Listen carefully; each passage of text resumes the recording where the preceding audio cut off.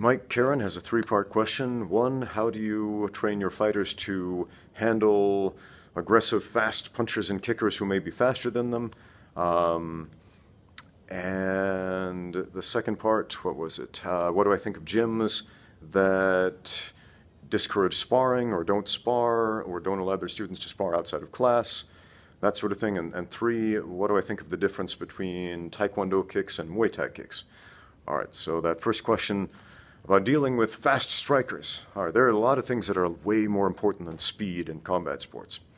Back in my 20s, I was a lot faster with kicking than I am now. I could throw, a head kick as fast as most people can throw a jab. I mean, I was good at that stuff, good at scoring in Taekwondo with my head kicks because of my speed. And 20 years later, I'm not that fast anymore, but I'll tell you something, I'm a better fighter. Why? Because I understand position now. So what I do is I teach position first and then attack. Position first and then attack. And that's true in stand-up striking, that's true in grappling, that's true in ground fighting, clinch fighting, everything else, right? If you're being overwhelmed in the striking department, if you don't have an answer to striking, well, you better be sure that you have another tool that you can use.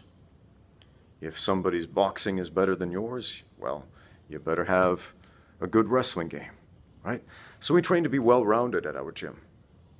We train to be good strikers, good grapplers, good at wrestling, good at jiu-jitsu, good at Muay Thai, good clinch fighters, good at sanda, good at all that stuff, right? If the lights are still on, you keep pushing forward. If the lights are still on, you keep fighting. So, the other thing, I made a whole video about this, training unbroken. It's kind of long, but go check it out if you like. The crux is you want to break your opponent and stay unbroken yourself. There are three levels in a fight, three levels of winning, right? There's not losing, the first level. There's actually winning, and then there's breaking your opposition. So go check that out. I think that'll help answer that question a little better. Now, the second question, what do I think of gyms that don't spar? Well, if they are combat sports gyms, that's no good. That's bad. I mean, you need to spar. You need to actually get up against a live human to figure out how to fight live humans.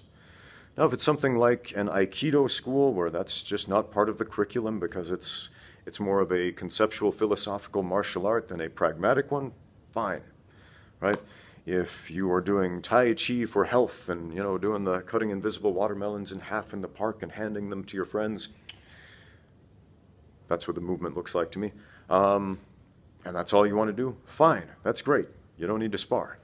But if you're in a combat sport, if you're training for mixed martial arts, for boxing, for kickboxing, for judo, jiu-jitsu, etc., you need to spar.